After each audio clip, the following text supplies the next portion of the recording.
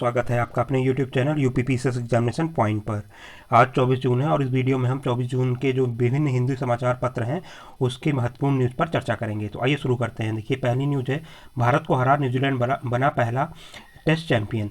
तो जो first test championship थी वो न्यूजीलैंड और भारत के बीच आयोजित की गई थी सैमहाउटन में। ठीक है, तो उसमें जो है जो न्यूजीलैंड की कप्तानी कर रहे थे केन विलियमसन और भारत के थे विराट कोहली।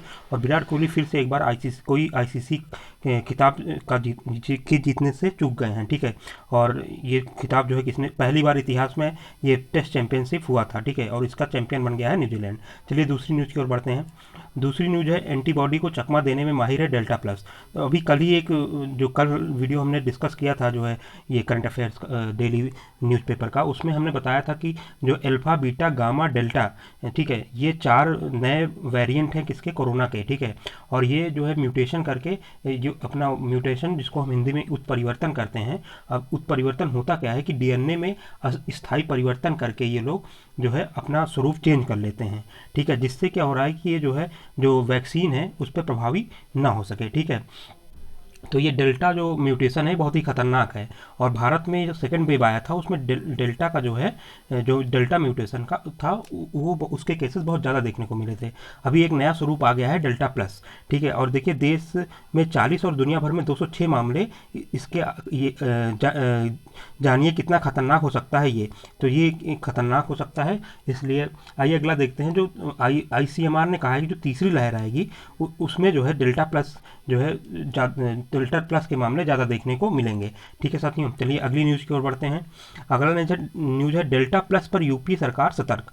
जो अब ये कोरोना वायरस का वेरिएंट है, नया वेरिएंट है डेल्टा, इससे जो है यूपी सरकार पूरी तरीके से सतर्क हो गई है और इससे लड़ने के लिए जो है नए कदम उठाए जा रहे हैं। देखिए फ्रांस, जर्मनी और नॉर्वे ने बढ़ी चिंता, इसलिए जो है अब ये उत्तर प्रदेश भी इसको लेकर सचेत हो गया है। ठीक है साथियों, चलिए अगली न्यूज़ की ओर बढ़ते हैं। अब देखिए ये बहुत ही अच्छी न्यूज़ है। जमशेदजी टाटा, जो कि टाटा समूह के जो है संस्थापक थे, वो 100 वर्षों में दुनिया के सबसे बड़े दानवीर बन गए हैं। ठीक है, ये रिपोर्ट जो है, ये रिपोर्ट जारी की गई है आपके, एक मिनट, हाँ, हुरून रिपोर्ट और एडेलिग्यू फाउंडेशन द्वारा ये रिपोर्ट तैयार की गई है, जिसमें जमशेदजी टाटा जो है ये 102 अरब डॉलर इन्होंने दान दिया है अभी तक का। तो ये दुनिया के सबसे बड़े दानी बन गए हैं। और दूसरा देखा जाए तो सेकंड स्थान पर बिल गेट्स और मिलिंडा गेट्स हैं, जिन्होंने 74.6 अरब डॉलर का जो है दान दिया है। और तीसरे नंबर पे अजीम प्रेमजी हैं, जो कि 22 अरब डॉलर, तीसरे नहीं मतलब भारत के जो एक और 50 दान वीरों की सूची में जिनका भी नाम है, किनका जो है, अजीम प्रेमजी का भी, ये 22 अरब डॉलर जो है दान ये कर चुके हैं। ठीक है साथियों, तो आइए आगे बढ़ते हैं। जबकि इसमें बताया गया है कि जो दुनिया के सबसे अमीर लोग हैं, जैसे वारेन वेफे, जो जेफ बेजोस या बिल गेट्स, ये लोग जो है इन सूची में 50 दानवीर की सूची में नहीं है। ठीक है, चलिए आगे बढ़ते हैं। अब चीफ जस्टिस ही होगा मास्टर ऑफ रोस्टर। तो मास्टर ऑफ रोस्टर क्या होता है? मास्टर ऑफ रोस्टर जो है एक जो चीफ जस्टिस होता है उसका अधिकार होता है कि वो कौन सा मुकदमा किस जज के समक्ष सुनवाई के लिए लगाएगा। यही मास्टर ऑफ रोस्टर का काम होता है। और ये होता कौन है? ये चीफ जस्टिस होता है। एक वकील द्वारा क्या किया गया था कि अपने मुकदमे को विशेष जज की अदालत में न लगाने जाने की मांग की थी चीफ जस्टिस से, जिसे जो है हाई कोर्ट से, तो हाई कोर्ट ने उसे नामंजूर कर दिया और कहा कि जो सीजे होता है वही राष्ट्र, मतलब जो चीफ जस्टिस होता है वही मास्टर ऑफ रोस्टर होता है, और उन्हीं के प्राधिकार से मुकदमे की सूची तैयार करता है जो रजिस्ट्रार होता है हाई कोर्ट का। ठीक है, तो इसमें जो है वो ऐसा क्यों किया था इन्होंने? क्योंकि जो एक विशेष महिला जज है इलाहाबाद हाई कोर्ट में, जिस पर जो है वकील ने, जिसके खिलाफ वकील ने सुप्रीम कोर्ट और राष्ट्रपति से शिकायत की थी, इसलिए इसने कहा था कि उस विशेष जज के यहाँ मेरा जो है केस ना लगाया जाए। लेकिन इससे जो है हाई कोर्ट ने इसमें हस्तक्षेप करने से मना कर दिया है। चलिए अगली न्यूज़ की ओर बढ़ते हैं। अगली न्यूज़ है, गरीब कल्याण योजना के तहत मुक्त खाद्यान्न है उसका आवंटन जो है नवंबर तक बढ़ा दिया गया है। अब पीएम गरीब कल्याण योजना जो है, इसके अंतर्गत कई सारे घटक थे और लगभग 7 लाख करोड़ रुपए जो है इसमें खर्च करने की बात की गई थी। और चौथे चरण के अंतर्गत जो है पीएम गरीब अन्न कल्याण योजना जो है उसमें जो है भारत जो ये क्या है योजना जो है राशन कार्ड वाले लोगों की संख्या 80 करोड़ हो गई है और प्रत्येक महीने मिलने वाले अनाज इसके अतिरिक्त जो है जो प्रत्येक महीने राष्ट्रीय खाद्य सुरक्षा अधिनियम 2013 के अंतर्गत प्रत्येक महीने जो खाद्यान्न मिलता है उसके अतिरिक्त 5 किलो अनाज मिलेगा। जितने भी मतलब वो जितने भी नाम होंगे राशन कार्ड में उन प्रति व्यक्ति 5 किलो मुक्त अनाज दिया जाएगा। ठीक है, अब देखते हैं राष्ट्रीय खाद्य सुरक्षा मिशन अधिनियम 2013 क्या है। तो ये जो है 10 सितंबर 2013 को ये लागू किया गया था और इसमें क्या है कि ये रियायती दरों पर लाभार्थियों को खाद्यान्न उपलब्ध कराया जाता है। और इसका उद्देश्य क्या है कि गरिमा पूर्ण जीवन जीने के लिए वहनीय मूल्यों पर गुणवत्ता युक्त खाद्यान्न मात्रा उपलब्ध कराते हुए उन्हें खाद्य और पोषण सुरक्षा प्रदान करना।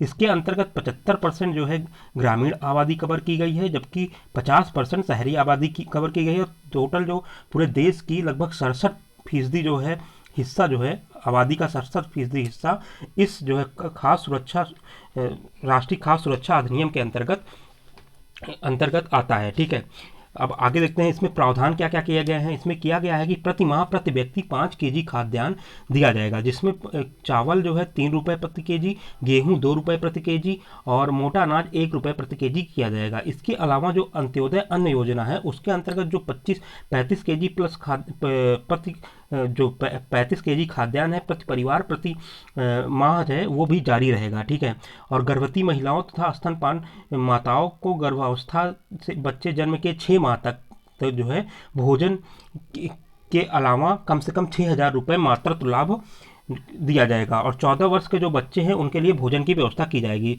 मिड डे मील जो है उसके अंतर्गत। ठीक है, और खाद्य सुरक्षा भत्ता यदि भोजन नहीं दिया जा पा रहा है मतलब ये खाद्यान्न अगर नहीं देने में सामर्थ्य है गवर्नमेंट तो उन्हें खाद्य सुरक्षा भत्ता दिया जाए। चलिए अगली न्यूज़ की ओर बढ़ते हैं।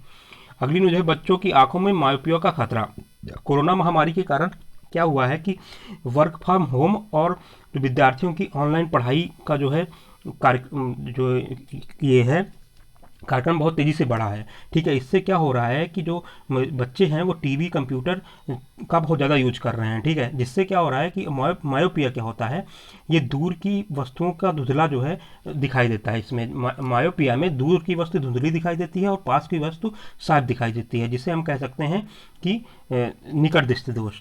ठीक है, और इसके लिए उत्तर लेंस का उपयोग किया जाता है इसके लिए जो है इसके लिए उत्तर लेंस का उपयोग किया जाता है इसको ठीक करने के लिए।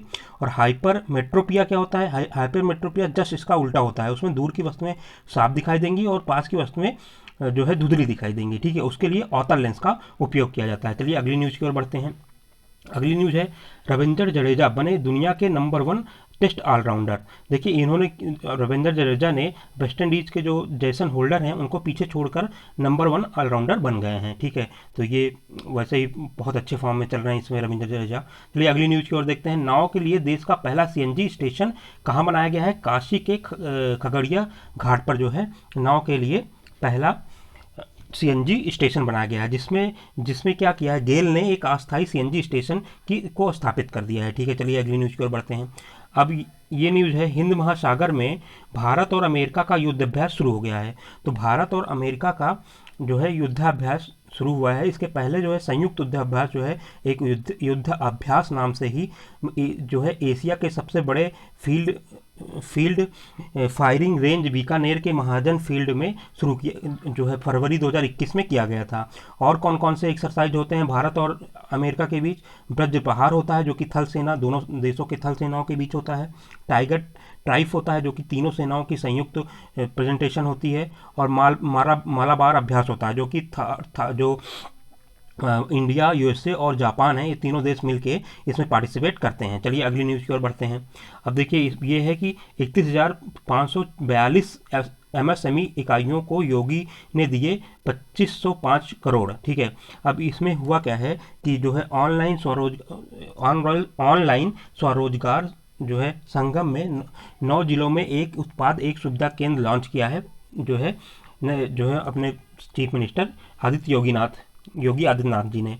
ठीक है, इसके साथ साथ इन्होंने जो अभी हमने कल ही पढ़ा था कि जो एमएसएमई हैं ये सबसे ज़्यादा रोजगार देने के मामले में उत्तर प्रदेश इसमें नंबर 1 था। ठीक है, और अभी इन्होंने क्या किया है कि कुछ रोजगार स्वरोजगार संगम में एसएमएमई एमएसएमई को प्रोत्साहन के लिए कुछ ऋण प्रदान किया है। अब एमएसएमई जो होते हैं, जैसे माइक्रो स्मॉल मीडियम इंटरप्राइजेज होते हैं, तो माइक्रो जो जो है इंटरप्राइजेज होंगे, उनका जो है टर्नओवर अगर 5 करोड़ है तो वो माइक्रो इंटरप्राइजेज के अंतर्गत आएंगे। यदि कोई इंटरप्राइजेज जिसका जो है टर्नओवर 5 करोड़ से 75 करोड़ के बीच में है तो स्मॉल इंटरप्राइजेज वो कहलाएंगे। और जो जिनका टर्नओवर जो है 75 से 250 करोड़ के बीच में है, ऐसे जो है इंटरप्राइजेज मीडियम इंटरप्राइजेज कहलाएंगे। ठीक है, चलिए आगे चलते हैं अगली न्यूज़ की ओर। अगली न्यूज में है 3/4 हिस्से में मानसून सक्रिय है और खरीफ की खेती में पकड़ा जोर। ठीक है, तो अब इसमें क्या जो है, हम 3 जून को केरल में मानसून, केरल के तट पर मानसून आ गया था। मानसून कौन से पवन आता है? अरब सागर से। तो दक्षिणी पश्चिमी जो है हवा पवनें होती हैं, इनके थ्रू जो है मानसून भारत में आता है, जिससे पश्चिमी घाट पे बहुत ज़्यादा वर्षा देखने को मिलती है। अब देखिए आप खरीफ फसल होती है ये कौन कौन सी होती है, आइए देख लेते हैं। अब देखिए इसमें है कि सबसे जो प्रमुख खरीफ फसल है वो धान है, मक्का, फिर उसके बाद मक्का है, ज्वार है, बाजरा है, मूंग है, मूंगफली है, गन्ना है, सोयाबीन है, उड़द है, तूर है, ठीक है, कुल्थी है, उसके बाद जूट है, ठीक है, कपास है, रागी है, तिल है, सूरजमुखी है। तो ये सब खरीफ फसल हैं और आप मुझे कमेंट करके बताइएगा कि रबी फसलें कौन कौन सी होती हैं। ठीक है साथियों, चलिए अगली न्यूज़ की ओर बढ़ते हैं। ठीक है, ये तो हम देख चुके हैं। अब देखिए अब सुपर वैक्सीन बना रहे हैं, जो है भूल जाइए वेरिएंट, अब आ रहे हैं जो alpha beta gamma delta delta plus, ये जो विभिन्न वेरिएंट हैं जो है कोरोना के, इसके लिए सुपर वैक्सीन बनाई जा रही है। ये सुपर वैक्सीन क्या होगा, ये सभी जो वेरिएंट है उस पर कार्य करेगी। और यूनिवर्सिटी ऑफ नॉर्थ कैरोलिना ने चूहे पर परीक्षण किया है और देखा है कि एक ऐसी एंटीबॉडी बनती है जिससे जो है जो कोरोना वायरस के सभी जो वेरिएंट हैं उसके लिए ये प्रभावी है। ठीक है, तो ये अच्छी न्यूज़ है जो है हमारे लिए। ठीक है साथियों, तो ये हमारा जो है आज का डेली न्यूज का डिस्कशन था। ठीक है, आप वीडियो को लाइक करिएगा और कमेंट करके ज़रूर बताइए कि रबी फसलें कौन कौन सी होती है। धन्यवाद साथियों।